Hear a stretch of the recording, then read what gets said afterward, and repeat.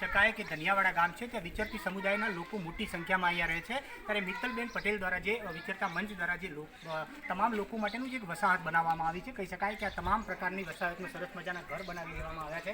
આ ઝૂંપડામાં વસવાટ કરતા લોકો છે આજે મિત્તલબેન હમણાં વારે આવીને આ તમામ પ્રકારના જે લોકોને સરસ મજાનું એક જે ઘર બનાવવા માટેનું ભગીરથ કામ કહી શકાય અને આ લોકડાઉનની પરિસ્થિતિને લઈ ત્યારે 21 દિવસના લોકડાઉન બાદ ફરી આજે 19 દિવસના લોકડાઉનને લઈને આ તમામ લોકો કોઈ પણ લોકો ભૂખ્યું ના ઊંઘે એ માટે આ વિચરતા મંચના જે મિત્તલબેન પટેલ દ્વારા આ બાબતના વારે આવીને આપણે મોટી સંખ્યામાં અહીંયા લોકોને પોતાનું મનગમતો ખોરાક કહી શકાય કે જે કરિયાણું આજે મિત્તલબેન દ્વારા અહીંયા પહોંચાડવામાં આવ્યું છે। કેટલાક આપણી સાથે લોકો પણ છે એ બહુ ખુશખુશાટ દેખાઈ રહ્યા છે। બેન, તમને આ મિત્તલબેન દ્વારા પહોંચાડવામાં આવ્યું છે, શું કહેશો? તમને કેવું લાગશે? કેટલા દિવસથી જમવાનું મિત્તલબેનને શું કહેવા માંગો છો? ઘર કોને બનાવી આપ્યા છે તમે?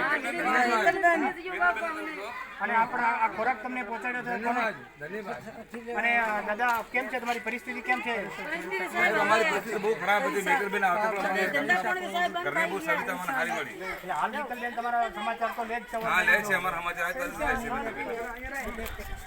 બરોબર। તો આ હતા વિચરતા સમુદાયના લોકો અહીંયા મોટી સંખ્યામાં છે। આપણે સ્પષ્ટપણે દેખાઈ રહ્યું છે કે બેનની અહીંયા મસ્ત મોટી ચર્ચા થઈ રહી છે। બેન દ્વારા સરસ મજાનું ભગીરથ કામ પણ અહીંયા કરવામાં આવી રહ્યું છે। ત્યારે આપણે બીજા મળી છે બેન, મિત્તલબેન દ્વારા તમને આ કીટ પહોંચાડવામાં આવી છે। બેનને કેવા પ્રકારનો સંદેશો આપવા માંગો છો? બેનને શું કહેશો? ધન્યવાદ છે સાહેબ, ધન્યવાદ છે બેનને, ધન્યવાદ છે બેનને, આભાર બેનને હો। આ મિત્તલબેનને તમને કીટ પહોંચાડી છે, મિત્તલબેનને શું કહેવા માંગો છો? બેનને અમે કહેવા માંગુ છું મિત્તલબેનને ઘણી આનંદ ભગવાને બુદ્ધિ આપે ને ખૂબ મિત્તલબેનને ભાઈ હાથ આ તમામ પ્રકારના જે દાંતીવાડા વિસ્તારમાં આવેલ વિચરતા સમુદાયના લોકો એ મિત્તલબેન પટેલનો ખૂબ ખૂબ આભાર માની રહ્યા છે।